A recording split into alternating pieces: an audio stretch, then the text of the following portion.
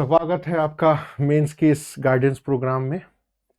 आज एक चर्चा का विषय है कि बीपीएससी का पैटर्न अदर आईएएस और पीसीएस के अप्रोच से कैसे अलग है।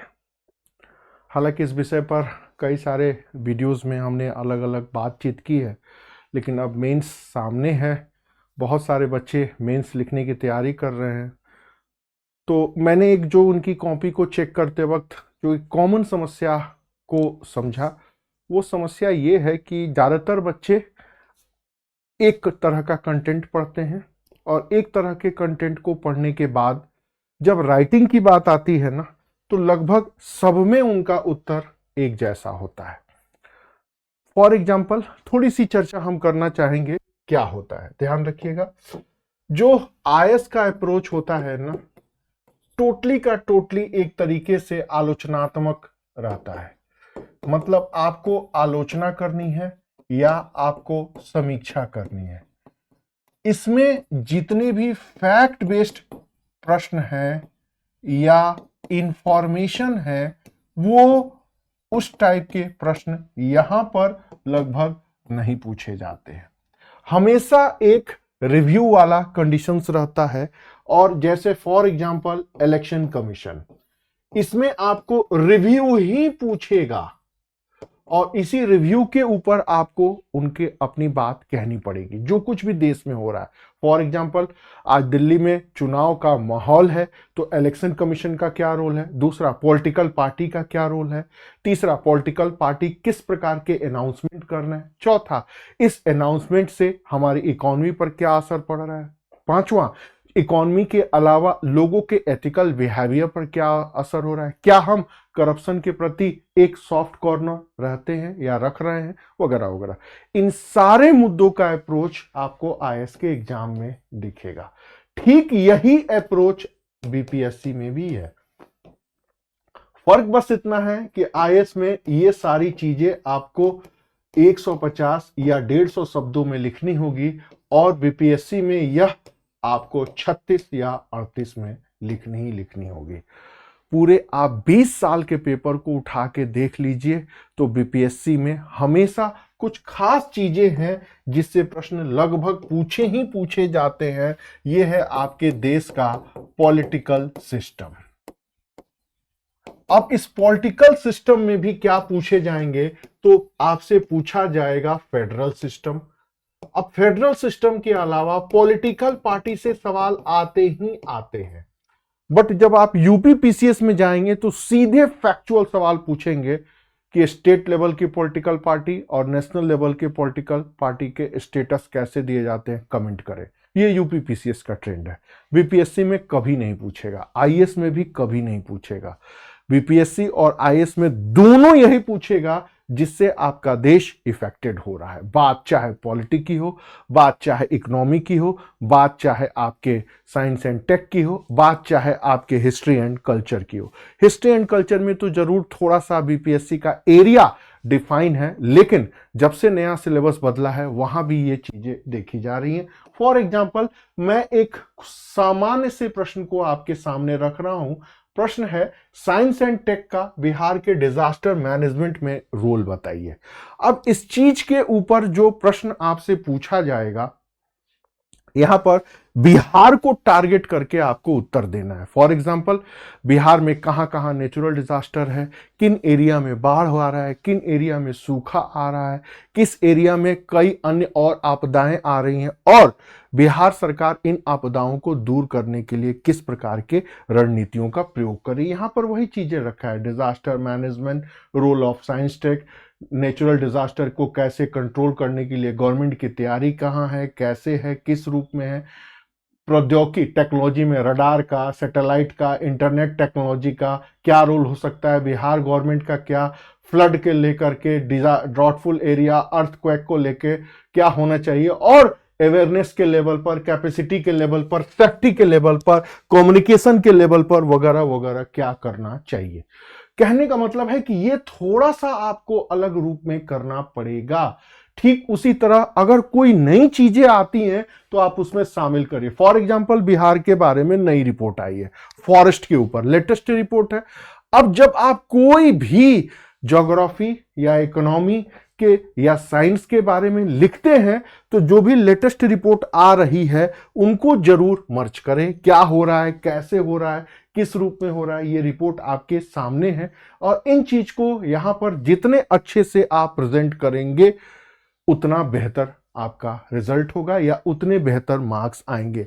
जनरली बच्चे ये सब ध्यान नहीं देते, पीटी का फैक्ट समझ के इसको रट लेते हैं और पीटी के फैक्ट को रटने के बाद जब मेंस में आती है तो वो सारी चीजें भूल जाते हैं और उनको यही पता नहीं रहता है कि उत्तर कैसे लिखें। एक तो उनको सेक्शन पता नहीं था, वो बस कंटेंट इकट्ठा करते हैं और घोंटना रटना शुरू कर देते हैं और किसी तरह रट के लिखना शुरू कर देते हैं, फिर सिलेक्शन में नहीं होता या जब मेंस के मार्क्स आते हैं तो मार्क्स बहुत कम होते हैं। इनके ऊपर बच्चे ध्यान ही नहीं देते हैं। अब जब एक अटेम्प्ट खराब हो जाता है फिर आ जाता है पीटी का, फिर उसके बाद पीटी में लग जाते हैं, पीटी में लगने के बाद फिर हो रहा है तो इंटरव्यू में, नहीं होता है तो फिर कम बैक मेंस में, फिर पीटी मेंस का दुष्चक्र चलते रहता है। आज बिहार दे रहे हैं, फिर कल आईएएस दे रहे हैं, फिर उसके बाद फिर यूपी दे रहे हैं, लोअर दे रहे हैं, मतलब वो जंजाल में घिरे रहते हैं, उनकी भी मजबूरी है। तो ये जो कॉमन सबसे बड़ा प्रॉब्लम है वो यही है कि इन चीजों के ऊपर कैसे ध्यान देना है या किन चीजों के ऊपर आपको फोकस करना है। तो अप्रोच का जरूर ध्यान रखिएगा। आर्ट एंड कल्चर में आईएएस का अप्रोच अलग है, बीपीएससी का अप्रोच अलग है। ठीक उसी तरह करंट अफेयर्स में आईएएस का अप्रोच अलग है, बीपीएससी का अप्रोच अलग है। करंट अफेयर्स में बीपीएससी में गवर्नमेंट पॉलिसी भी पूछी जाती है, नेशनल इंटरनेशनल पॉलिसी भी पूछ ली जाती है, नेशनल और इंटरनेशनल इंसिडेंट भी पूछ लेते हैं। जैसे डोनाल्ड ट्रंप की पुनर्वापसी के बाद जो भी घोषणाएं हो रही हैं उससे वर्ल्ड कैसे इफेक्टेड होगा और भारत कैसे इफेक्टेड होगा, ये जीएस 1 में भी पूछा जा सकता है। लेकिन अगर यही चीजें जीएस 2 में आ जाए तो आपको पूरा का पूरा इकोनॉमिक सेक्शन से चीजों को डिस्कस करना होगा कि इससे टैरिफ वार होगा, इससे करेंसी वार होगा, इससे ग्लोबलाइजेशन के ऊपर इंपैक्ट करेगा, फलाना ठिकाना। कहने का मतलब है एक ही इंसिडेंट के अप्रोच को समझिए। और बीपीएससी कई बार झटके दे चुका है, एक ही प्रश्न को वो जीएस में पूछ लेता है और थोड़ा बहुत चेंज करके वो जीएस 2 में भी पूछ लेता है। कभी कभी तो एक ही टॉपिक ऐसे में भी पूछ लेता है। ये काम आईएएस वाले भी करते हैं। जैसे एक क्वेश्चन को लीजिए, social justice, everybody known about it, सामाजिक न्याय, ये कॉन्स्टिट्यूशन का भी पार्ट है, ये इकोनॉमी का भी पार्ट है, ये जीएस का भी है। अगर जीएस 1 में सोशल जस्टिस के बारे में आ जाए तो आपको बताना है कि पूरे भारत में कहां कहां सामाजिक न्याय हो रहा है और कहां कहां सामाजिक न्याय नहीं हो रहा है। ध्यान रखिएगा। अब जीएस 2 के ये पॉलिटी के सेक्शन में आ जाए तब आपको बताना पड़ेगा कि कॉन्स्टिट्यूशन के किस आर्टिकल में, किस सिस्टम में सामाजिक न्याय का प्रावधान है, उसका ओवरव्यू। फिर अगर इकोनॉमी के सेक्शन में आता है तब आपको बताना पड़ेगा कि सोशल जस्टिस को गेन करने के लिए इंक्लूसिव ग्रोथ या भारत सरकार की कल्याणकारी योजनाएं चल रही हैं। अगर साइंस एंड टेक में आ गया तब आपको बताना पड़ेगा उड़ान तकनीक, आधार तकनीक, जनधन योजना, जितने भी विकासात्मक योजनाओं को ट्रैकिंग करने में, मॉनिटरिंग करने में, रिवैल्यूट करने में टेक्नोलॉजी की भूमिका है। कहने का मतलब साइंस में आए तो अलग अप्रोच, इकोनॉमी में आए तो अलग अप्रोच, पॉलिटी में आए तो अलग अप्रोच और करंट अफेयर्स में आए तो अलग अप्रोच और इंटरव्यू में आए तो अलग अप्रोच। तो ध्यान रखिएगा, बीपीएससी का कुछ अप्रोच आईएएस से बहुत कुछ मिलता है, लेकिन आईएएस में हमेशा कंटेम्पररी इशू पर पूछा जाता है। इंटरनेशनल पॉलिसीज, नेशनल पॉलिसीज का इंपैक्ट थोड़ा कम रहता है, वो अलग टॉपिक है। लेकिन बीपीएससी में कोई ट्रेंड सही तरीके से इंप्लीमेंट होते हुए 1 या 2 साल के बाद वो पलटी मारते रहते हैं। एक तो बड़ा डाउट होता है ये पेपर सेट कौन करते हैं। कुछ क्वेश्चन एकदम इजी वे में रहेंगे, मौर्य कला पे टिप्पणी करें, पाल कला पे टिप्पणी करें, और एक दे देंगे उत्तर भारत और दक्षिण भारत के मंदिर निर्माण कला के आलोचनात्मक विश्लेषण करें। कहने का मतलब आपको आर्किटेक्ट भी पढ़ना है, नॉर्थ इंडिया भी पढ़ना है, साउथ इंडिया भी पढ़ना है, उनको लिखना भी है, उनका एस्टिमेट और रिव्यू भी करके कोरिलेशन करना है।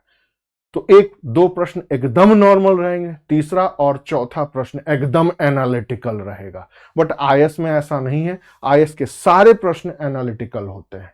ठीक उसी तरह यूपी पीसीएस के सारे प्रश्न फैक्चुअल होते हैं, बट बिहार में कोई इंडिकेटर नहीं है। तो ट्रेंड को पहचानिए, यूपी का ट्रेंड बिहार में इंप्लीमेंट मत करिए और आईएएस के ट्रेंड को भी बिहार में इंप्लीमेंट मत करिए। क्वेश्चन को जानिए, क्वेश्चन को समझिए और उसी के अनुसार चीजों को लिखने का प्रयास करिए। मैं आपके सामने एक दो पीडीएफ अन्य और रखने की कोशिश करता हूं या बताने की कोशिश करता हूं, जैसे साइंस टेक का क्वेश्चन हो गया, ठीक उसी तरह अगर एक क्वेश्चन और भी देख लें तो ये देख लीजिए, जैसे एनवायरमेंटल पॉल्यूशन होता है और इस एनवायरमेंटल पॉल्यूशन को शॉर्ट आउट करने में साइंस एंड टेक का क्या रोल होगा। ध्यान रखिएगा, ये आईएएस अप्रोच का एक सवाल है, क्योंकि आईएएस अप्रोच में सारी चीजें मिक्सअप होती हैं। बिहार में भी ये प्रश्न लगभग पहले कभी पूछा जा चुका है।